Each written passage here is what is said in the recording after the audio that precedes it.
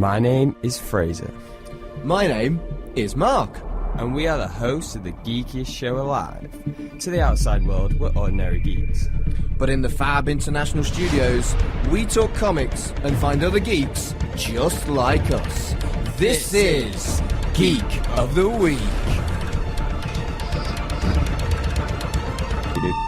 It's Trader. Did you just laugh at the doo-doo thing? Wow. I did it.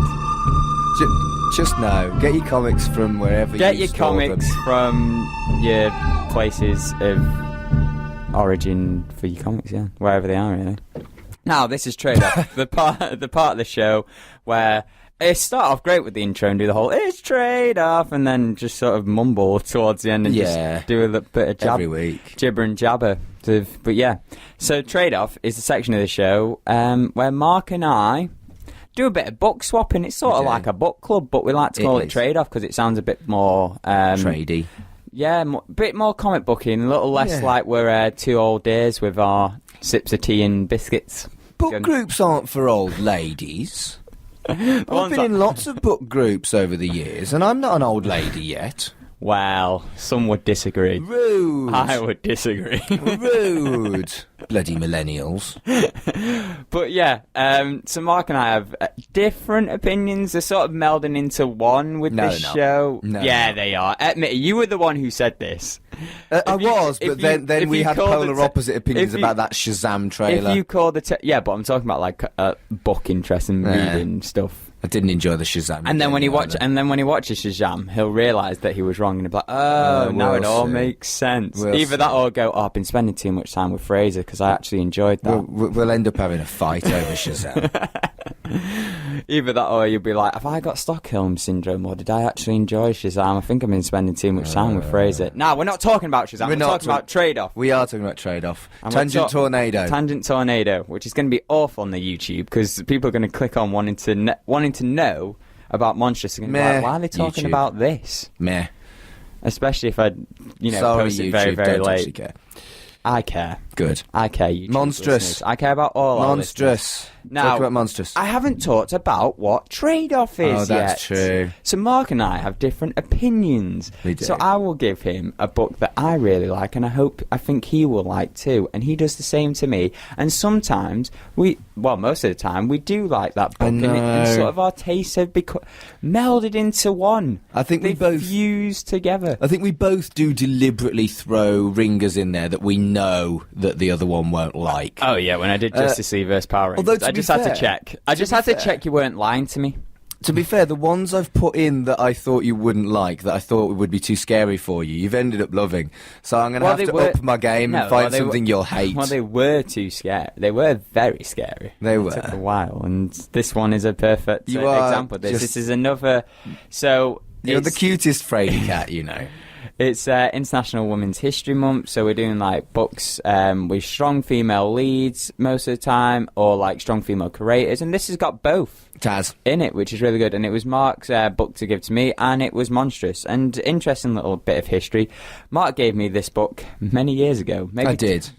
You've had it ages. Maybe like 2 years or something while I was at university in middle of nowhere, Wales. So it's been a while with this book, and I'm not going to lie to you guys. You probably think, so Fraser, you've had a long time to read this book. So you probably read it a while back. You maybe reread it this week just to get your thoughts fresh. Nah, mate.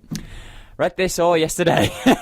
Well, it's on a nice train journey. In his defence, I still have books that he gave me during that time that I haven't read. So we're both just as bad as each other. We've got like gigantic piles of each other's books in our homes. If we ever fall out, it'll be the worst because I'll have a load of trades I don't want and he'll have half my trades. I'll be devoed. It'll be the worst kind of break.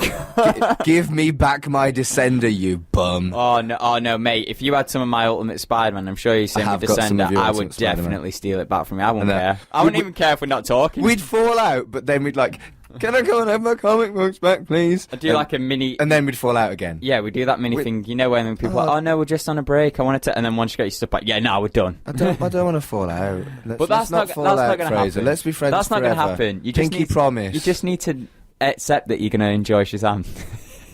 Shazam's done. We're talking about Monstress. Maybe we can fall out. We're talking about Monstress. We are. And I related so much to this character purely because they mentioned how they had this monster when they became hungry.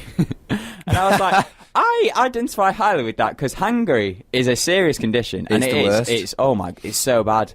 Like, everything's just the worst whenever I'm hungry, you know. It's just any minor inconvenience just gets 10 times worse. And I do feel like sometimes I do have this monster.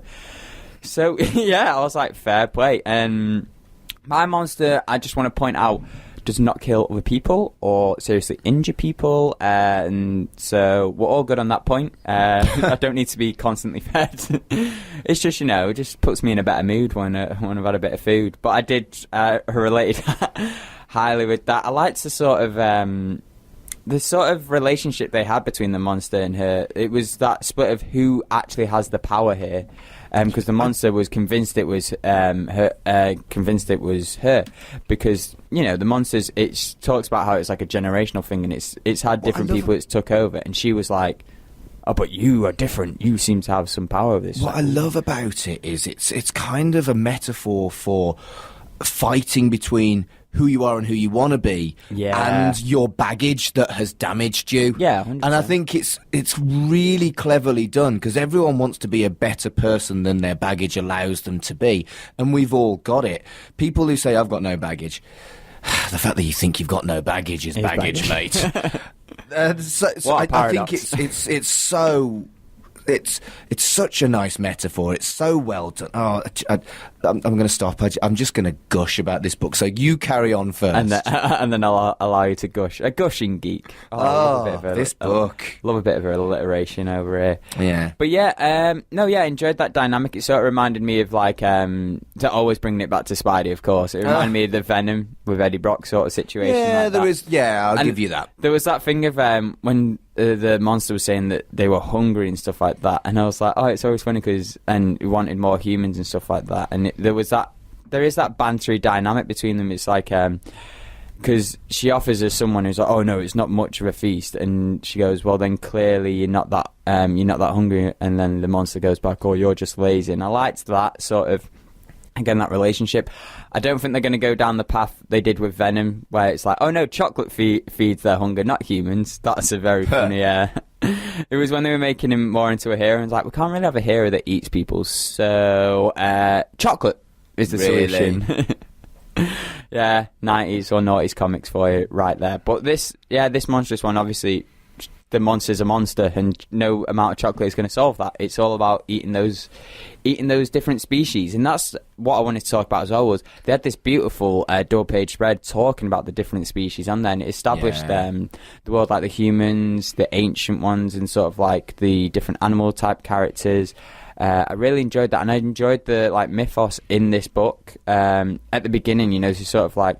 There's this thing of like she's seen as like a slave or something, or less worthy because she's, oh, you're not actually human, you're this or whatever. I was like, okay, that's a cool little take on it, and it seems like that's what's going to be the major difference for her, and why this monster's not able to take as much control as they have in the past. So I did enjoy that, and I always love the side characters in these things you give me, because they always seem to be like odd ones or little cute ones, and they always sort of like the cat make me feel a bit safer in the story. The fox and the cat. The fox was so cute, with the little ears, and the cat was like sassy. It reminded me of Selman off the original Sabrina Teenage Witch. I like the fact that they put some humour and some cuteness in a very, very bleak world. Yeah, because otherwise this would have been a tough read. It's violent, it's graphic, it's dark, but it's got some light in there as well, and I think that's important. Nothing, like the main character herself, nothing is black or white. Everything is grey. Yeah. And that's what this book is about in a lot of ways. Sorry, carry on. I get giddy. I don't know if that got on air. I hope it didn't.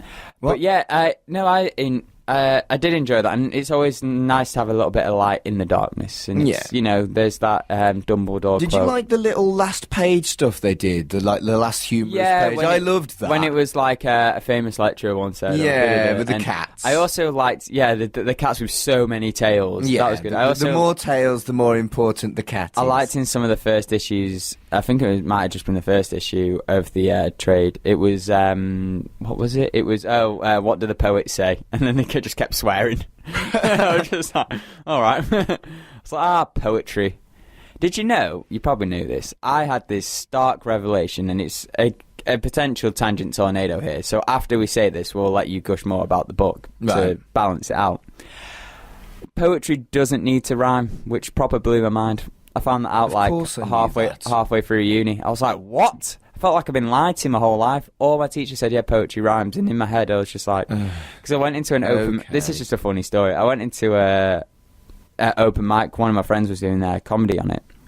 And I was like, okay, yeah, I'll go to this open mic. And I felt like Jonah Hill's character in 22 Jump Street, and actually Channing Tatum's character in 22 Jump Street, just being like a bit lost and stuff like that. And all these people were doing this poetry.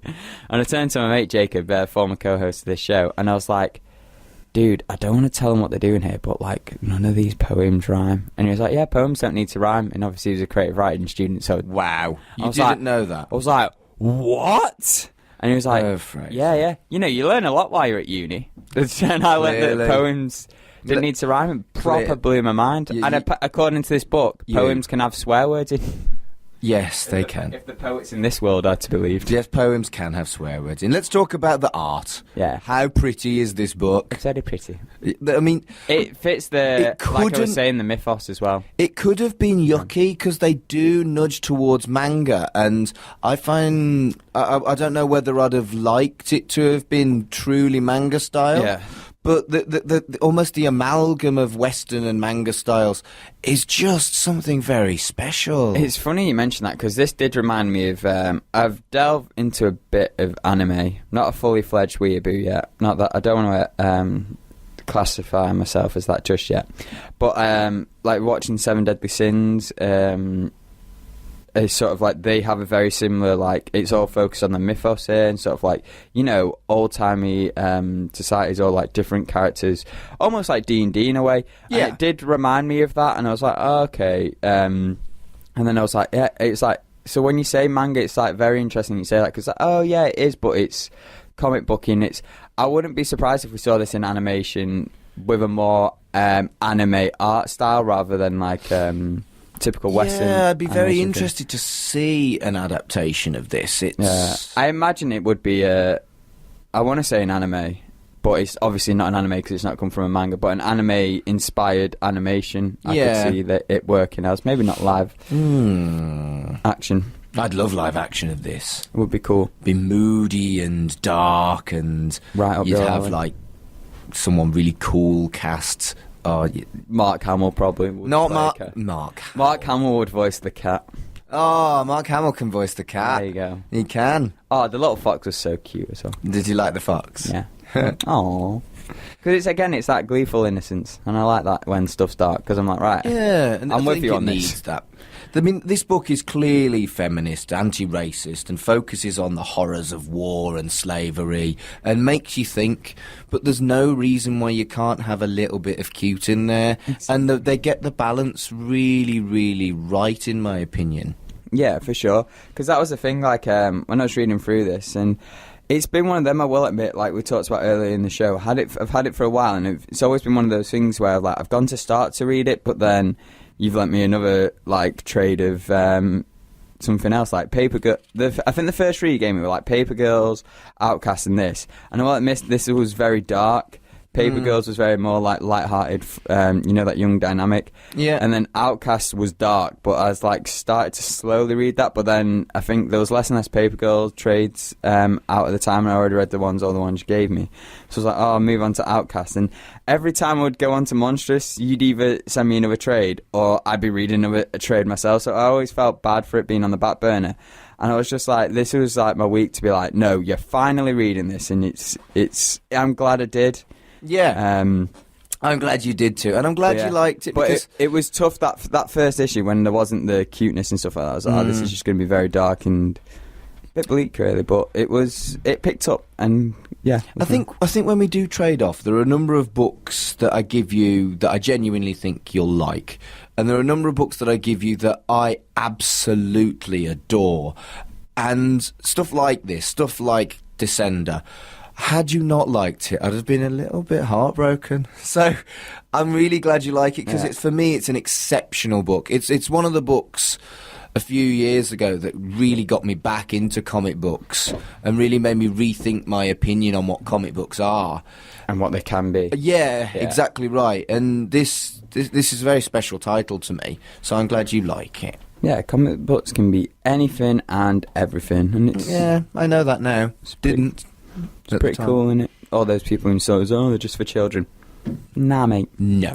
Nah. Exactly. Maybe you should read something like this. And if you had read something like this, we want to know your thoughts. If you haven't read it, but it's been one of those books, because if you're in a similar situation like me, a friend's either got a copy or lent you a copy.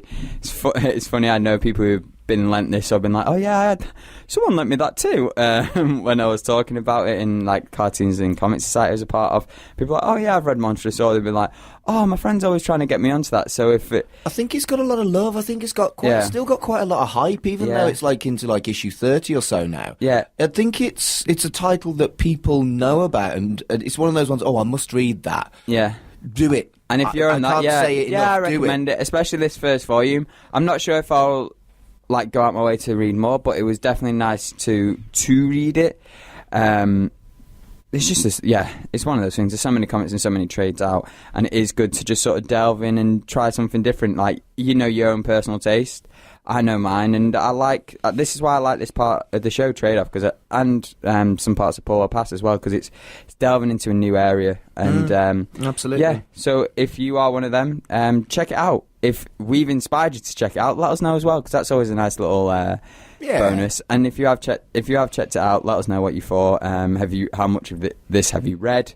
Did you read just volume 1? Are you still keeping up to date? We want to know. We want to know all your geeky thoughts, and you can share them on YouTube on our comment section below. You can share it on the Facebook discussion group. You can start a whole discussion about Monstress, get everyone gushing, and on Twitter as well. We're all available all over the web. We are. Yeah, the Spidey web. Always got a force bit spied into every section of the show. Sigh. But that's Trade Off. Monstress, Trade Off. Done. Thanks for listening to Geek of the Week. Be sure to tune in next week. Same geek time, same geek channel. And if you want to follow us on social media, it's at GOTW Radio on Twitter. Search for Geek of the Week Radio Show on Facebook. And to listen again, it's www.mixcloud.com/Geek of the Week Radio Show.